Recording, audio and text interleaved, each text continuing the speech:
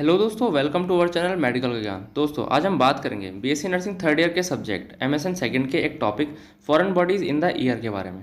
दोस्तों foreign bodies in the ear का मतलब है कि कान में कोई भी फॉरेन बॉडी का चले जाना जिसकी वजह से क्या होता है, कान में इरिटेशन होती है। ठीक है, जिसकी वजह से सुनने में दिक्कत होने लगती है और कान में बहुत ज़्यादा इरिटेशन होने लगती है। ठीक है, बात करते हैं इसकी डेफिनेशन के बारे में। A foreign body in the ear is anything that is stuck in the ear or is anything that get stuck in the ear canal other than earwax। देखो क्या होता है, जो फॉरेन बॉडी होती है वो इसका मतलब है कि ईयर में कुछ भी फंस जाना, ईयर में जो कान होता है उसमें कुछ भी फंस जाना, या फिर जो ईयर कैनाल होती है उसमें कुछ भी फंस जाना अदर देन ईयर वैक्स। इसका मतलब है कि ईयर वैक्स के अलावा और कुछ बाहर से कोई चीज़ आ रही है जो हमारे कान में अटक जा रही है, तो उसको ही हम कहते हैं foreign bodies in the year. ठीक है, नेक्स्ट हम बात करते हैं इसकी एटियोलॉजी यानी इसके कॉजेज के बारे में। ऑर्गेनिक कॉजेज में आता है sponge, beans, nuts, worms, paper या वुड। ठीक है, तो स्पंज, अगर कोई भी स्पंज कान में चला जाता है तब भी क्या होता है, इरिटेशन होने लगती है। ठीक, उसके बाद है बीन्स, यानी कोई भी बीन्स कान में चली जाती है उसकी वजह से। नट्स, वॉर्म्स यानी कोई कीड़ा या इंसेक्ट वगैरह कोई चला जाता है कान में, तो उसकी वजह से भी क्या होता है, कान में फॉरेन बॉडीज़ हम उसको कहेंगे, और उसकी वजह से क्या होता है, कान में इरिटेशन होने लगती है। ठीक है, कोई पेपर की बॉल चली जाती है या फिर वुड अगर कान में चला जाए तब भी दिक्कत होने लगती है। ठीक है, नेक्स्ट है इसके इनऑर्गेनिक कॉज। तो इनऑर्गेनिक कॉज है इसके मेटल, अगर कोई मेटल का टुकड़ा कान में चला जाए तब दिक्कत होती है। स्टोन्स, पत्थर कोई चला जाए, प्लास्टिक टॉय या फिर कोई बटन वगैरह कान में चला जाता है तब दिक्कत होने लगती है। ठीक है, नेक्स्ट हम बात करते हैं इसके क्लिनिकल मैनिफेस्टेशंस यानी इसके साइन एंड सिम्टम्स के बारे में। ठीक है, तो अगर कुछ भी चीज़ कान में चली जाती है तो सिंपल सी बात है कि उसमें क्या होगा, उसमें कान में कुछ होने का एहसास होगा, जैसे कि कुछ है, यानी feeling of something in the year. ठीक है, कान में कुछ भी चीज़ है उसका एहसास होने लगेगा। ठीक है, ऐसा महसूस होगा कि कान में कुछ है। ठीक है, ईयरफुलनेस, ऐसा लगेगा कान में कुछ भरा हुआ है। ठीक है, नेक्स्ट है इसमें ट्रबल इन हियरिंग, सुनने में दिक्कत होगी पेशेंट को, यानी जिसके भी कान में कोई भी फॉरेन बॉडी गई हुई है उसमें क्या होगा, सुनने में उसको दिक्कत होगी। ईचिंग, कान में उसको खुजली सी आ सकती है। ठीक है, नेक्स्ट है ओटेल्जिया। ओटेल्जिया का मतलब होता है कि पेन इन ईयर। ठीक है, ईयर में पेन हो सकता है। ठीक है, नेक्स्ट है फीवर। तो अगर देखो क्या होगा ना, कोई भी चीज़ अगर अंदर चली जाती है तो उसमें इन्फेक्शन होता है, इन्फेक्शन की वजह से उसको पेशेंट को फीवर भी आ सकता है। ठीक है, रेडनेस हो सकती है कान में, या जो ईयर कैनाल होती है उसमें रेडनेस हो सकती है। ठीक है, नेक्स्ट है ब्लीडिंग, तो पेशेंट को ब्लीडिंग भी हो सकती है। नेक्स्ट हम बात करते हैं इसकी डायग्नोस्टिक फाइंडिंग्स, यानी इसको हम कैसे पता लगा सकते हैं कि क्या चीज़ कान में गई हुई है। तो हम क्या कर सकते हैं, हिस्ट्री कलेक्शन कर सकते हैं पेशेंट का, है ना। पेशेंट से पूछ सकते हैं कि कोई चीज़ कान में गई थी, या फिर आप कहाँ मतलब सोए थे जिसकी वजह से कान में कोई चीज़ गई हुई है, या फिर कान में कुछ क्या कहते हैं डाला था। ठीक है, नेक्स्ट है फिजिकल एग्जामिनेशन। हम पेशेंट का फिजिकल एग्जामिनेशन कर सकते हैं कि पेशेंट को हम उसका जो ईयर है उसको हम चेक कर सकते हैं पेशेंट का। ठीक है, नेक्स्ट है ओटोस्कोप। ओटोस्कोप का मतलब होता है कि कान में कुछ भी एक इंस्ट्रूमेंट की मदद से देखना। ठीक है, वो इंस्ट्रूमेंट क्या होता है, वो होता है ओटोस्कोप। ठीक है, ओटोस्कोप से क्या करते हैं, पेशेंट के कान में देखते हैं कि कोई चीज़ गई हुई है या फिर नहीं। ठीक है, नेक्स्ट हम बात करते हैं इसकी नेक्स्ट डायग्नोस्टिक फाइंडिंग्स के बारे में, जो कि है ऑडियोमेट्री। ऑडियोमेट्री का मतलब होता है कि पेशेंट की जो सुनने की शक्ति है, ठीक है, पेशेंट की जो भी क्या है हियरिंग पावर है उसको हम चेक कर सकते हैं ऑडियोमेट्री से।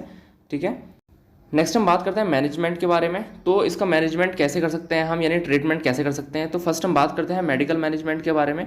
तो फर्स्ट है इसमें treatment will depend on the types of foreign body in the year. ठीक है, तो जो ट्रीटमेंट होगा वो डिपेंड करता है कि कैसी फॉरेन बॉडी कान में गई हुई है। ठीक है, यानी कोई वॉर्म गया हुआ है, कोई कागज़ का टुकड़ा गया हुआ है, तो उसके ऊपर डिपेंड करता है कि कान में हम कैसे उसका ट्रीटमेंट कर सकते हैं। ठीक है, नेक्स्ट है treatment is also depend on how long and how deep the foreign body is in the ear canal. ठीक है, तो ट्रीटमेंट इस पर भी डिपेंड करता है कि जो फॉरेन बॉडी है वो कितनी गहराई में है कान में, यानी मिडल ईयर में है या फिर आउटर ईयर में ही है, या फिर वो कितना मतलब जो फॉरेन बॉडी है वो कितनी ज़्यादा उसकी लेंथ है। ठीक है, नेक्स्ट है इसका फार्माकोलॉजिकल मैनेजमेंट। तो फार्माकोलॉजिकल मैनेजमेंट का मतलब है कि हम इसमें कौन कौन सी मेडिसिन वगैरह प्रोवाइड कर सकते हैं। ठीक है, तो फर्स्ट इसमें नंबिंग मेडिसिन में be put before trying to remove the foreign body. ठीक है, नंबिंग मेडिसिन दे सकते हैं, यानी कान में अगर उसको झंझाहट से महसूस होता है तो उसके लिए हम दवाई दे सकते हैं पेशेंट को, यानी मेडिसिन प्रोवाइड करा सकते हैं।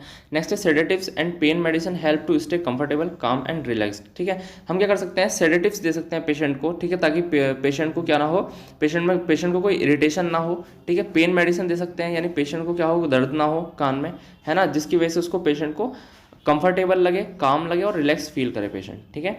नेक्स्ट है एंटीबायोटिक्स। अगर पेशेंट को इन्फेक्शन वगैरह होता है तो हम उसको एंटीबायोटिक्स दे सकते हैं पेशेंट को, ठीक है। कोई भी इन्फेक्शन को, बैक्टीरियल इन्फेक्शन को रोकने के लिए हम एंटीबायोटिक्स दे सकते हैं, ठीक है। नेक्स्ट है इसमें 3 standard methods for removing foreign bodies are, ठीक है। देखो क्या होता है, ट्रीटमेंट करने के लिए, यानी जो भी फॉरेन बॉडी अगर कान में चली जाती है, ईयर में चली जाती है, तब उसका ट्रीटमेंट करने के लिए 3 चीज़ें जो होती हैं या 3 मेथड जो होते हैं उसको निकालने के लिए, रिमूव करने के लिए यूज़ किए जाते हैं। फर्स्ट है इरिगेशन। हम क्या कर सकते हैं, पेशेंट का ईयर में इरिगेशन कर सकते हैं, यानी उसके जो कान है उसमें कुछ भी फ्लूइड वगैरह डाल के उसको हम निकाल सकते हैं। सक्शन कर सकते हैं। सक्शन का मतलब होता है कि जो भी चीज़ अंदर गई हुई है उसको हम किसी सक्शन की मदद से उसको निकाल सकते हैं, ठीक है। नेक्स्ट है इंस्ट्रूमेंटेशन। इंस्ट्रूमेंटेशन का मतलब होता है कि किसी इंस्ट्रूमेंट को अंदर डाल के जो भी कान में अंदर गया हुआ है उसको निकाल सकते हैं, ठीक है। नेक्स्ट हम बात करते हैं सर्जिकल मैनेजमेंट के बारे में, यानी हम सर्जरी करके भी कान की जो फॉरेन बॉडी है उसको हम बाहर निकाल सकते हैं, ठीक है। Surgery is done if the foreign body is very deep, ठीक है। सर्जरी तब की जाती है जब जो फॉरेन बॉडी है वो क्या है, बहुत ज़्यादा डीप में होती है ना। यानी क्या है, मिडल ईयर में कोई फॉरेन बॉडी है और जो दिख नहीं रही है, तो वो क्या कर सकती है, वो क्या हो सकता है, उसमें हम सर्जरी पेशेंट की कर सकते हैं, ठीक है। नेक्स्ट है सर्जरी में also be done to treat ear damage caused by the foreign body, ठीक है। सर्जरी तब भी की जाती है जब क्या होता है, पेशेंट का जो ईयर है वो डैमेज हो गया होता है, ठीक है। तब भी हम क्या कर सकते हैं, जो कि किससे हुआ होता है, फॉरेन बॉडी से हुआ होता है, तब भी हम उसकी पेशेंट की सर्जरी कर सकते हैं, ठीक है। नेक्स्ट हम बात करते हैं इसके कॉम्प्लिकेशंस के बारे में, यानी अगर इसका इलाज नहीं करा गया तब क्या क्या कॉम्प्लिकेशंस हो सकते हैं, ठीक है। फर्स्ट है ईयर कैनाल एब्रेशन, है ना। हम क्या कर सकते हैं, इसमें क्या हो सकता है, ईयर कैनाल में एब्रेशन हो सकता है, यानी कोई भी जो ईयर कैनाल है उसमें कोई भी खरोच वगैरह लग सकती है उस फॉरेन बॉडी की वजह से, ठीक है। ब्लीडिंग हो सकती है, ठीक है। जो भी फॉरेन बॉडी अंदर गई हुई है उसकी वजह से ब्लीडिंग हो सकती है, ठीक है। नेक्स्ट है इन्फेक्शन। तो इन्फेक्शन हो सकता है पेशेंट को, है ना, कोई भी फॉरेन बॉडी की वजह से इन्फेक्शन हो सकता है। नेक्स्ट है परफोरेशन ऑफ टिम्पेनिक मेम्ब्रेन, है ना। जो भी फॉरेन बॉडी अंदर गई हुई है उसकी वजह से जो टिम्पेनिक मेम्ब्रेन है, यानी जिसको हम जनरल भाषा में क्या कहते हैं, कान का पर्दा कहते हैं, ठीक है, उसमें क्या हो सकता है, परफोरेशन, यानी कोई भी छेद वगैरह हो सकता है, ठीक है। तो ये था हमारा topic foreign body in the year, ठीक है। अगर ये टॉपिक आपको पसंद आया है तो इस वीडियो को लाइक करें और इस वीडियो के नोट्स के लिए हमारे टेलीग्राम चैनल को ज़रूर ज्वाइन करें, जिसका लिंक आपको डिस्क्रिप्शन बॉक्स में दिया गया है। इस वीडियो को ज़्यादा से ज़्यादा शेयर करें। ऐसे ही और भी टॉपिक्स के लिए हमारे चैनल मेडिकल का ज्ञान को ज़रूर सब्सक्राइब करें और अगर कोई आपको टॉपिक पढ़ना है तो कमेंट में ज़रूर बताएँ। Thank you.